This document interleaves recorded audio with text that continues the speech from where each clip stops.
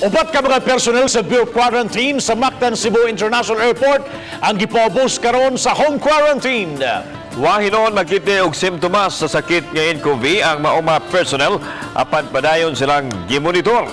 Samtang mukapi na sa usa ka gatos ka mga Pinoy nga nauli sa Sugbo ang gipaubos karon sa home quarantine. Si Luan Mirundina sa report. Gikonfirmar ni Dr. Terence Bermejo, pangu sa Bureau of Quarantine Visayas, nga upat sila mga personnel nga nadistino sa Mactan Cebu International Airport ug nahinabi og nakapaduol sa duha ka mga Chinese nationals nga nakonfirmar nga nagpositibo sa novel coronavirus acute respiratory disease ang gipaubos nila sa home quarantine.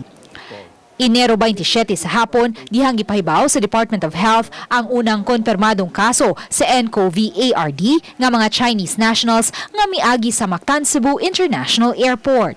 Busa karon, nagkuwang sila og mga personnel. Wala na mo gipa-report yun kay just for kuan pero they're doing fine, wala yun.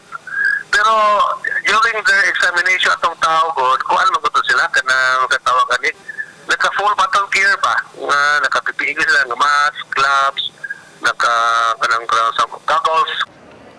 Gipahibaw hinuon ni Dr. Bermejo nga wala makitai og mga sintomas sa ncov ARD ang naasoy mga personnel ug padayon nilang gimonitor ang kahimtang sa ilang panglawas.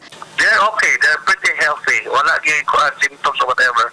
Samtang ang City Health Officer sa Dakbayan sa Lapu-Lapu may butyag usab nga duha ka mga Pinoy nga nakauli gikan sa Hong Kong niadtong Enero 28 nga taga Lapu-Lapu ang gipaubos karon sa home quarantine.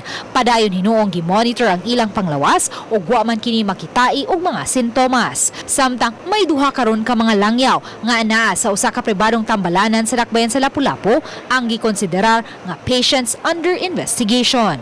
Gikan sila sa gikan katungkuan na Hong Kong from China, then exhibit sila og kanang respiratory infection.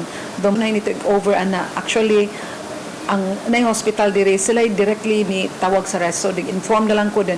Naghuat na lang ko sa ilang email, through email sa full data gyud. Uban ni June Solon, Luan Mirundina, Balitang Bisdak.